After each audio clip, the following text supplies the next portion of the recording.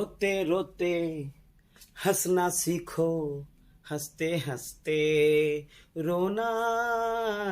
जितनी चाबी भरी राम ने, उतना चले खिलौना। रोते रोते हंसना सीखो, हंसते हंसते रोना। हेलो स्टूडेंट्स, आपका अपने YouTube परिवार इंग्लिश गुरु में स्वागत है। और हम लोग आ चुके हैं आज बहुत ही इंपॉर्टेंट टॉपिक पे। हम लोग सारा ट्रांसलेशन, मॉडल का ट्रांसलेशन वगैरह सारा खत्म कर लिए हैं। हम लोग कहानी बनाना सीख चुके हैं। अगर आप मेरे वीडियो पर नए हैं तो आप जाइए डिस्क्रिप्शन में, वहां से आप लिंक से इस सबको देख सकते हैं। चलिए, अब ग्रामर का बहुत ही इंपॉर्टेंट टॉपिक लेकर मैं आज आपके सामने में समक्ष हाजिर हूं। और मैं एक बात आपको जरूर बता देना चाह रहा हूं कि मेरे कंटेंट से आप कंटेंट को मिलाकर देखें, आपको शायद ही कहीं मिलेगा। ठीक है, इसलिए आप शुरू से लेकर अंत तक बने रहिए, ताकि आपका कम से कम ये पैसिव वॉइस का जो चैप्टर है, वॉइस नामक जो चैप्टर है, उसका भूत जो है, उसका डर जो है आपके दिमाग से समाप्त हो जाए। चलिए स्टूडेंट, हम आते हैं अपने नेक्स्ट टॉपिक पे, जिसका नाम है वॉइस, जिसको हिंदी में क्या कहते हैं? वॉच। देखिए, वॉइस या वॉच किसको कहते हैं? तो वाक्य में प्रयुक्त क्रिया यानी वर्ब का वह रूप जो हमें बताता है कि या तो कर्ता कोई काम करता है या उसी पर कोई काम किया जाता है। समझने की कोशिश करेंगे। या तो कर्ता कोई काम करता है, देखिए, या तो कर्ता कोई काम करता है या उसी पर कोई काम किया जाता है। अब कैसे? देखिए, मैं एग्जांपल से स्पष्ट करता हूं। देखिए, मैं खाता हूं, आई ईट। आप लोग सारे आदमी जाना है कि प्रेजेंट इंडेफिनिट का सिंपल प्रेजेंट का प्रश्न है।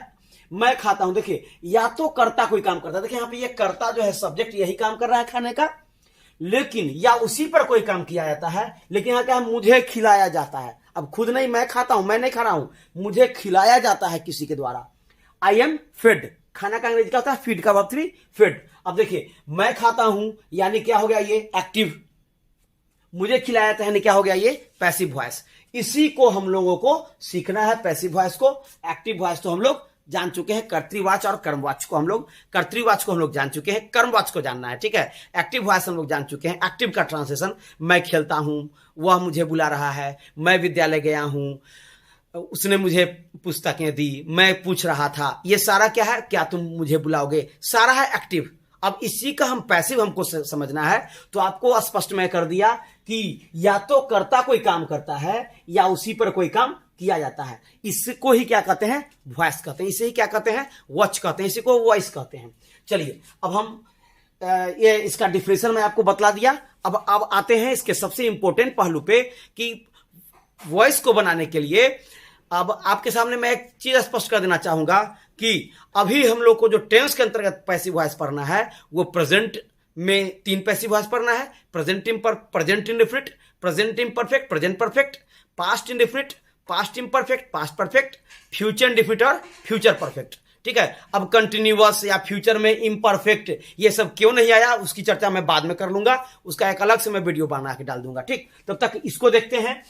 अब देखिए, अब हमको यहां पर क्या पकड़ना है? अब इसके बाद जब इसका डिफिनेशन हम जान गए तो हमको समझना है कि बनाने का कैसा हम तरीका क्या है। तो समझिए कि इसमें ऑब्जेक्ट का ही मेन भूमिका है। Object plays a very important role in passive voice. हमेशा याद रखिए कि ऑलवेज जो है पैसिव वॉइस बनाने में एक बहुत ही महत्वपूर्ण भूमिका निभाता है। तो देखिए, ऑब्जेक्ट, अभी इस पैसिव वॉइस के लिहाज से मैं आपको केवल बतला रहा हूं।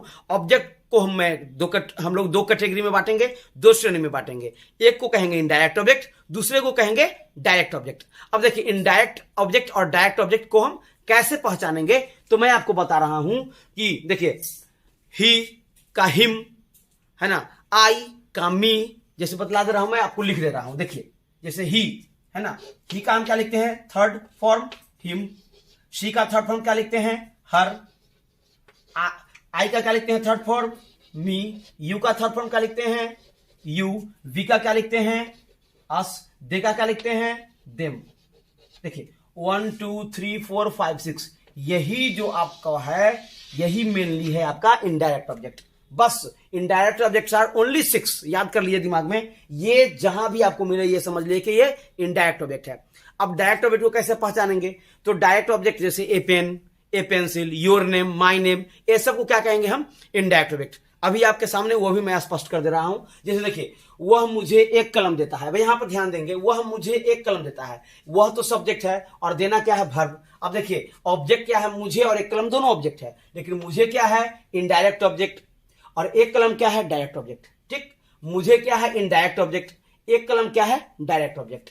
अब दूसरा देखते हैं क्वेश्चन, मैं उसे बुलाता हूं। अब देखिए यहां पर मैं उसे बुलाता हूं, सब्जेक्ट वर्ब। अब एक ही ऑब्जेक्ट है उसे, यानी क्या है ये, देखिए यानी ये क्या है, इनडायरेक्ट ऑब्जेक्ट। अब देखिए तुम एक कलम लाते हो। अब देखिए तुम सब्जेक्ट, लाना क्या है, वर्ब। अब क्या बच गया, ओनली एक कलम, इसमें से कोई है नहीं है, यानी ये क्या है, डायरेक्ट ऑब्जेक्ट। ऑलवेज रिमेंबर, ठीक, बस अच्छे से आपको समझ में आ गया होगा।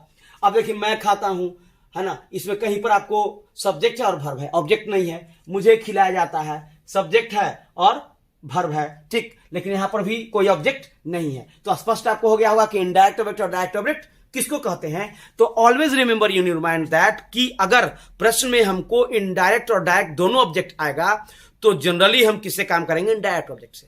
अगर प्रश्न में आपको दोनों ऑब्जेक्ट आएगा, इनडायरेक्ट और डायरेक्ट दोनों ऑब्जेक्ट आएंगे, तो हम किससे काम करेंगे, इनडायरेक्ट ऑब्जेक्ट से। और अगर प्रश्न में अगर आपको इनडायरेक्ट ऑब्जेक्ट नहीं होगा तभी ही हम डायरेक्ट ऑब्जेक्ट से काम करेंगे। बट अगर दोनों ऑब्जेक्ट होगा तो हम किससे काम करेंगे, ऑलवेज इनडायरेक्ट ऑब्जेक्ट से। ठीक, चलिए जैसे मैं आपको बता रहा हूं यहां पे, जैसे देखिए वह मुझे एक कलम देता है, तो यहां पर क्या है, ये क्या है, इनडायरेक्ट ऑब्जेक्ट, ये क्या है, डायरेक्ट ऑब्जेक्ट। अब हमको जब काम करना होगा तो हम किससे करेंगे, इससे। अब देखिए मैं उसे बुलाता हूं। अब देखिए यहां पर क्या है, ये इनडायरेक्ट ऑब्जेक्ट, इसी से काम कर लेंगे, इसमें और कोई ऑब्जेक्ट है ही नहीं, सोचने का ही जरूरत नहीं है। तुम एक कलम लाते हो, देखिए इसमें केवल क्या है, डायरेक्ट ऑब्जेक्ट, इसी से काम कर लेंगे। बट जब दोनों ऑब्जेक्ट आया तो किससे हम काम करेंगे, इनडायरेक्ट ऑब्जेक्ट से। ठीक, चलिए तो इसका एक सिंपल सा मैं आपको फॉर्मूला बतला दे रहा हूं कि प्रेजेंट इंडेफिनिट के, ये पैसिव वॉइस में मैं बतला रहा हूं आपको, ये जो रूल, ये प्रेजेंट इंडेफिनिट है, इससे तो सब पर लागू होगा। यहां पर केवल ये हेल्पिंग वर्ब को हटा करके, लेकिन उसकी चर्चा बाद में करना ही अच्छा रहेगा। अभी केवल प्रेजेंट इंडेफिनिट पैसिव वॉइस को समझेंगे कि क्या करेंगे। पहले इनडायरेक्ट ऑब्जेक्ट का प्रथम रूप देखेंगे प्रश्न में कि इनडायरेक्ट ऑब्जेक्ट है कि नहीं। अगर है तो उसका पहला रूप, यानी हिम का पहला रूप ही, हर का पहला रूप ही, हर का पहला रूप सी, मी का पहला रूप आई, यू का पहला रूप यू, अस का पहला रूप वी, देम का पहला रूप दे। यानी कि अगर इनडायरेक्ट ऑब्जेक्ट आपको प्रश्न में है तो इनडायरेक्ट ऑब्जेक्ट का क्या करेंगे, पहला रूप देंगे। अगर नहीं है तो ये डायरेक्ट ऑब्जेक्ट को लिख देंगे निकाल कर खोज करके, दोनों में से कोई ऑब्जेक्ट तो होगा ही। उसका क्या करेंगे, उसके अनुसार इज, एम या आर लगाएंगे। देखेंगे कि वो सब्जेक्ट क्या मांग रहा है, इज मांग रहा है, एम मांग रहा है या आर मांग रहा है, इसका आप लोग यूज बढ़िया से जानते हैं। उसका क्या करेंगे, वर्ब जो है उसका वर्ब 3 कर देंगे। तब देखेंगे कि डायरेक्ट ऑब्जेक्ट, अगर इनडायरेक्ट डायरेक्ट दोनों होगा तो इनडायरेक्ट को निकालेंगे, तो डायरेक्ट ऑब्जेक्ट तो बच ही जाएगा, तो किसको लिखेंगे, डायरेक्ट ऑब्जेक्ट को लिखेंगे। उसके बाद क्या करेंगे, बाय लिखेंगे, बाय। ठीक, अभी प्रारंभिक है इसलिए मैं आपको बतला रहा हूं, वैसे प्रीपोजिशनल में बदल भी जाता है। बाय लिखेंगे, उसका क्या करेंगे, सब्जेक्ट का तीसरा रूप। अब देखेंगे सब्जेक्ट अगर कोई नाम है तो उसी तरह लिखा जाएगा, लेकिन अगर ही है तो हिम, आई है तो मी। ठीक, अब जैसे एग्जाम्पल पे मैं आपको आता हूं। अब जैसे देखिए पहला क्वेश्चन देखिए, जैसे इसी को फर्स्ट क्वेश्चन मान लेते हैं, he gives me a pen, he gives me a pen. देखिए present indefinite subject verb 1 object, present indefinite का ये एक्टिव का है, वह मुझे कलम देता है। देखिए ही गिव्स मी ए पेन। अब देखिए यहाँ इनडायरेक्ट और डायरेक्ट दोनों ऑब्जेक्ट है, तो किससे हम काम करेंगे, इनडायरेक्ट ऑब्जेक्ट से। तो इसका काम, इसका सबसे पहले हम क्या लिखेंगे, देखिए रूल से क्या करा, इनडायरेक्ट का प्रथम रूप, दोनों ऑब्जेक्ट था इसलिए हम क्या करेंगे, इनडायरेक्ट का प्रथम रूप लिखेंगे। तो इनडायरेक्ट का प्रथम क्या लिखेंगे, आई, आई में क्या लगेगा, एम। यहां तक है मेरा काम हो गया यहां तक। अब क्या करा, वर्ब 3 लाने, वर्ब 3 लिखने के लिए गिव का वर्ब 3 क्या हो जाएगा, गिवन। अब डायरेक्ट ऑब्जेक्ट है इसलिए डायरेक्ट ऑब्जेक्ट क्या करेंगे, यहां लिखेंगे ए पेन, यहां डी ऑब्जेक्ट यानी डायरेक्ट ऑब्जेक्ट ए पेन। अब क्या करेंगे, रूल से हम बाय लिखेंगे, बाय। और सब्जेक्ट क्या है यहां पर, देखिए ये सब्जेक्ट क्या है, हिम, ही, यानी क्या लिखेंगे, हिम। तो I am given a pen by him. Suppose कि अगर इसमें इनडायरेक्ट ऑब्जेक्ट नहीं रहता तो क्या करते, तो यहां क्या करते, a pen is given by him, केवल क्या बनाते, a pen is given by him. ठीक, अगर इसमें केवल इनडायरेक्ट ऑब्जेक्ट ही रहता तो क्या बनाते, I am given by him, I am given by him. अगर ये प्रश्न नेगेटिव रहता, he does not give me a pen, तो क्या करते, एम के बाद केवल नॉट लगा देते हैं यहां पे, आई एम नॉट। ठीक, I am not given a pen by him. अगर प्रश्न आपका इंट्रोगेटिव रहता तो एम को बाहर ले आते हैं यहां पर, am I given a pen by him. अगर प्रश्न आपका इंट्रोगेटिव नेगेटिव रहता तो क्या करते, am I not, am I not given a pen by him. ठीक, अगर प्रश्न आपका WH वर्ड रहता तो WH वर्ड को पहले हम उतार देते, जो प्रश्न में WH वर्ड आता उसको हम लिख देते। जैसे एक एग्जांपल ही हम यहां पर लिखते हैं, जैसे देखिए why do you call me. ठीक, why do you call me. अब देखिए इसमें केवल इनडायरेक्ट ऑब्जेक्ट है तो व्हाई को उतार देंगे, क्या बनेगा, डू यू कॉल मी। तो why am I called by you, why am I called by you. आप समझ गए होंगे।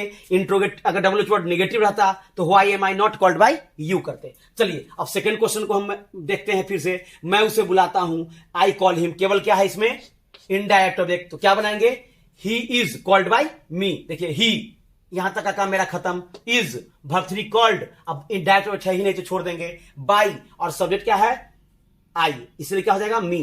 ही इज कॉल्ड बाय मी। अगर रहता I do not call him तो he is not called by me. Interrogative रहता तो क्या हो जाता is he called by me. ठीक, अगर इंट्रोगेटिव नेगेटिव रहता तो क्या करते is he not called by me. अगर डब्ल्यूएच वर्ड रहता तो क्या बनाते व्हाई, है ना, why is he called by me. इस टाइप से इसको कंस्ट्रक्ट करते। अब एक और प्रश्न मैं आपके सामने में रखना चाहूंगा। वो प्रश्न आपका है, देखिए जैसे 1 2 है ना, ये दोनों में था, एक में इनडायरेक्ट एक में डायरेक्ट ऑब्जेक्ट। देखिए अब तुम एक क्रम लाते हो, यू ब्रिंग ए पेन। देखिए यहां पे क्या है केवल डायरेक्ट ऑब्जेक्ट है, इसलिए क्या लिखेंगे a pen is, a pen is, दोनों में से कोई एक ही ऑब्जेक्ट है मात्र डायरेक्ट ऑब्जेक्ट, इसलिए क्या लिखेंगे a pen is brought by you. A pen is brought by you. अगर नेगेटिव रहता तो a pen is not brought by you. Interrogative रहता तो इज उठ के यहां चलाता है, is a pen brought by you. अगर इंट्रोगेटिव नेगेटिव रहता था is a pen not brought by you. अगर रहता डब्ल्यूएच वर्ड तो why is a pen brought by you. अगर डब्ल्यूएच वर्ड नेगेटिव रहता तो why is a pen not brought by you. तो स्टूडेंट्स आज के लिए इतना ही, वीडियो थोड़ा ज्यादा लंबा बन जाएगा, इसलिए केवल प्रेजेंट इंडेफिनिट को ही मैं रहने देता हूं। सेकंड इसका जो भी इसके बाद जो सेशन में डालूंगा उसमें आपको पूरा पैसिव वॉइस आपका 1-2 महीना का जो सिलेबस है बस वो 1 घंटे में, आधा घंटा में कंप्लीट हो जाएगा। ठीक, तो चलिए वीडियो को ज्यादा बड़ा न बनाते हुए इतना ही पर मैं विराम देता हूं। अगर आपको इसमें और भी कोई समस्या हुई तो कमेंट बॉक्स में 100% लिखें, मैं आपके 100% समस्या का 100% निदान करूंगा। मेरे वीडियो बनाने के लिए आपका बहुत बहुत धन्यवाद।